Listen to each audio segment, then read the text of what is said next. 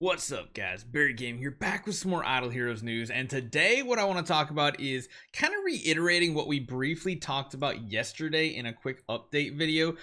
More buffs are coming soon to Void Campaign with another Void Campaign Holo game mode. However, we did have a little bit of not enough information when it comes to the new Void Invasion boss in Chapter 2.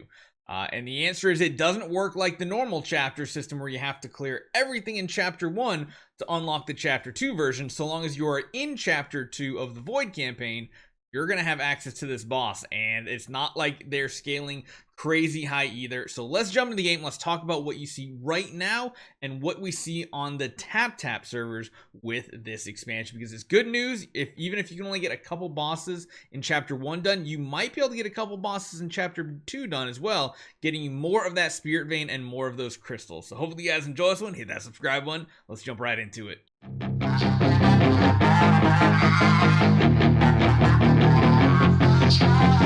So as you guys might know, the new Void Campaign Invasion bosses are insanely hard. Even me getting through chapter or difficulty 7 still puts me at rank 58 on the leaderboard. Actually, I don't even know if it goes past that. Yeah, I'm still at 58 even with the score that we have here. I haven't really pushed further into difficulty 8 since we've gotten some upgrades. We might try to do that. However, as you guys know, we're already up to Divine Power 5 by the time you get to chapter difficulty 7 in chapter 1-7. And you can see here it ramps up very quickly. You get up to difficulty, I believe, 3, and it goes up to Divine Power 3. The first two are Divine Power 2. That's not all that bad because you are generating a lot of the Aurora gem shards. You're getting tons of scattered Spiritvein, which is really important. That leads me to the next thing, is that Chapter 2 will be coming out. We'll be getting another different type of boss, I believe. I think actually, yeah, it's a completely different boss that's going to be coming out in Chapter 2. So you're not going to be going against this big lug one more time. It's going to be a different type of encounter. Now, you're going to get more chances at more resources, including Stellar Shards, Crystals of Transcendence, and of course, Spiritvein and Aurora Gems, because what I'm going to do now is jump on over to a screenshot that actually Rex has sent me. Rex sent this to me, so again, thank you very much, man. This helped clarify a lot of stuff for us. So here's a screenshot of what you see from the TapTap servers. Now, you'll notice right off the bat, you start at Divine Power 3 that the enemy has instead of 2. I don't think that's too big of a deal. However, you'll notice back over here, if you can kind of see here, you can see he's only cleared 4 of 10 in the Chapter 1, yet in Chapter 2 he is allowed to fight this boss, which is really good, because that means it doesn't matter if you only get one boss maybe completed in each one, you are going to generate additional resources. Now the question is a comparison real quick. So if we go to the first boss on each one of these, this one here gave 5,500 and 44,000. Whereas if you actually take a look here at the screenshot we have, it's more. You're getting more for the first chapter of the battle, which is good. That's something that's really awesome. And I imagine what's also going to happen, jumping back into the game real quick, I said jumping back into the game real quick, is that our point totals are probably going to be additive, I imagine. So you get the highest point total based on your best performance here. And it just goes by whatever your highest cleared point total is. It doesn't add these up. You just get your highest point total, period. I imagine when we get to Chapter 2, it is going to be doing something very different. So, hey, at the end of the day, that is a lot more of these Aurora Gems and Spiritvein. And maybe by getting the resources from Chapter 2, might be able to push further in Chapter 1. So that's really important, because one of the things that we haven't really talked about too much when it comes to this is the transition temple as well. You guys saw it recently. You can actually click through and see how many you have at every power level here. And essentially what you need to do is get a certain number of these to upgrade your temple level. Right now we are at level 2. What we need to do now is get 2 of our heroes up to Surge.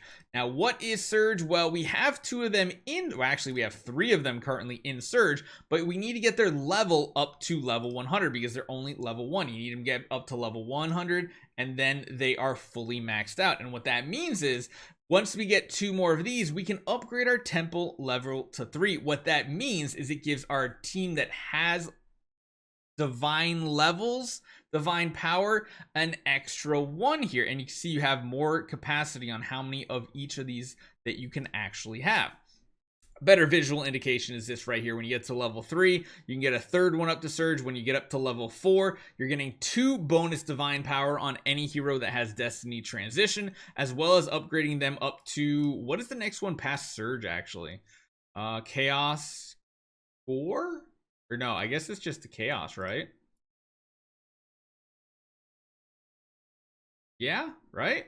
We already have, yeah, we're already in Surge, so Chaos is the next one. Yeah, I guess so.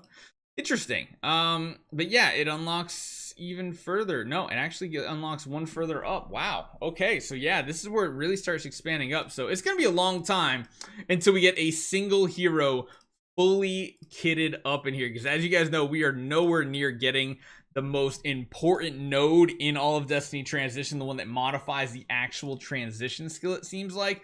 That is going to be a long ways off. Even with an account of power level Rs, unless you're buying out every single event, even then, it's going to take a really long time to get there.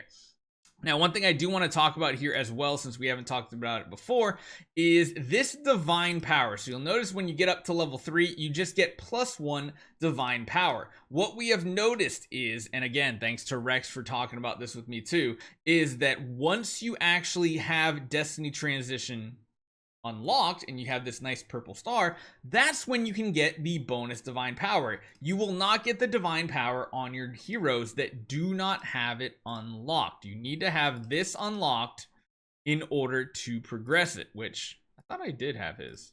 Oh, I also need level 100. That's probably where, or at 120. Yeah, that's why.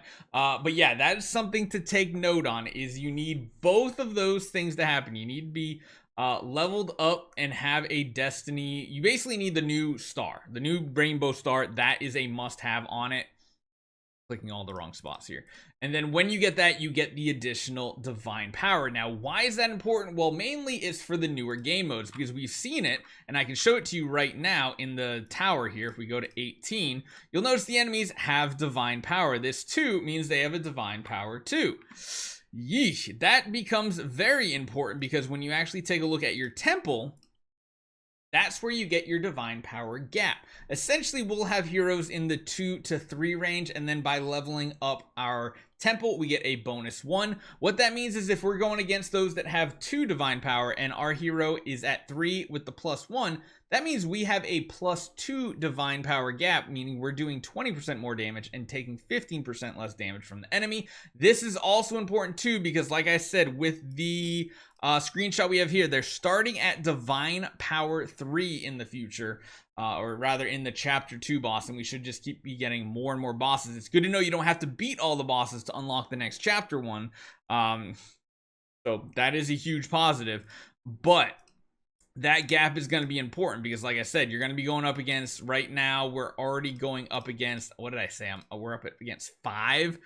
So if we're only at 3, even with a +1, that means we're still going up against an enemy that has a much better chance to beat us, because they're getting a gap of level 1. It's only a 10%, but 10% and can add up really fast. So let me know what you guys think. Hopefully you guys enjoy this one. It is good news that we get these unlocked no matter what, so long as you have chapter 2 completed.